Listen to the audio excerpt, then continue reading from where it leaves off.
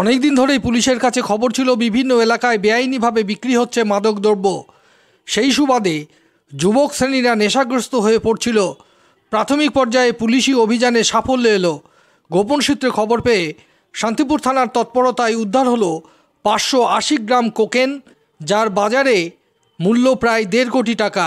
ধৃতকে পাঠানো হলো রানাঘাট আদালতে। বিশেষ সূত্র মারফত খবর পেয়ে নদিয়ার শান্তিপুর থানার অন্তর্গত বাগাসরা তড়িৎ সংঘ মাঠের পাশে বসবাস করা পঞ্চাশোর্ধ্ব গোপাল মণ্ডলকে 580 গ্রাম কোকেন সহ গ্রেপ্তার করে শান্তিপুর থানার পুলিশ। সূত্রের খবর অনুযায়ী পঞ্চাশোর্ধ্ব ওই ব্যক্তি এর আগেও বাংলাদেশ থেকে আইন বহির্ভূতভাবে সোনা নিয়ে আসা এবং বিভিন্ন নেশাজাত দ্রব্য পাচার করার কারণে তার বিরুদ্ধে বিভিন্ন মামলা চলছিল। বিভিন্ন সরবরাহকারীদের সাথে নিয়মিত যোগাযোগের কথা খবর পেয়েছিল শান্তিপুর থানা। সেই হিসাবেই তার উপর বিশেষ নজরদারি চালিয়ে গতকাল হাতে নাতে ধরা সম্ভব হয়েছে।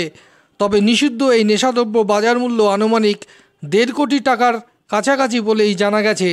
ধৃতকে আজ রানাঘাট মহকুমা আদালতে তোলা হয়েছে। দেখুন সেই চিত্র এবং কি বলছেন পুলিশ আধিকারিক। ব্যুরো রিপোর্ট, বাংলার প্রতিনিধি। গত নভেম্বর মাস থেকে আমাদের এসপি স্যারের ডাইরেকশানে, এসপি রানাঘাট স্যারের ডাইরেকশানে আমরা এই একটা ইনফরমেশান পাই যে বাগাসটা গোপাল মণ্ডল নামে কেউ হেরোইন বা কোকেন জাতীয় নেশাদ্রব্যের পাচারের সঙ্গে যুক্ত আছে। তো এসপি স্যারের ডাইরেকশান মতো আমরা সেটা ট্র্যাকে রাখি, বিভিন্ন সময় আমরা খোঁজ রাখি। গতকাল 13 তারিখ আমাদের কাছে একটা ইনফরমেশান আসে যে গোপাল মণ্ডল ও হিরোইন বা কোকেন জাতীয় বা নেশাদ্রব্য কোনো জাতীয় দ্রব্য ও বাড়িতে নিয়ে এসছে, নিয়ে ওটা কোথাও পাচার করার জন্য নিয়ে এসছে। তো ইনফরমেশান মাফিক আমি, আমার অফিসার নন্দুল্লাহ হাজরা, সাব ইন্সপেক্টর মোল্লা গোলাম মুস্তাফা, আমার সিআই সাহেব গোবিন্দ বিশ্বাস এবং আমাদের এসডিপিও ম্যাডাম ও ভিডিও শান্তিপুর সবাই আমরা রেডের পরিকল্পনা করি এবং রেড করতে যাই। রেড করতে গিয়ে গোবিন্দ বিশ্বাসের বাড়িতে গিয়ে গোবিন্দ বিশ্বাসকে আমরা আটক করি এবং জিজ্ঞাসাবাদে ও স্বীকার করে। ও স্বীকার করার পর বাড়ি থেকে ওর ঘরের কোনো একটা জায়গা থেকে ও আমাদের একটা প্যাকেট তুলে দেয়। তারপরে ওকে জিজ্ঞাসা করে, ও বলে যে এটার ভেতর কোকেন আছে, যার পরিমাণ প্রায় 580 গ্রাম। সেটা আমরা সিজ করি এবং ওকে আমরা অ্যারেস্ট করি।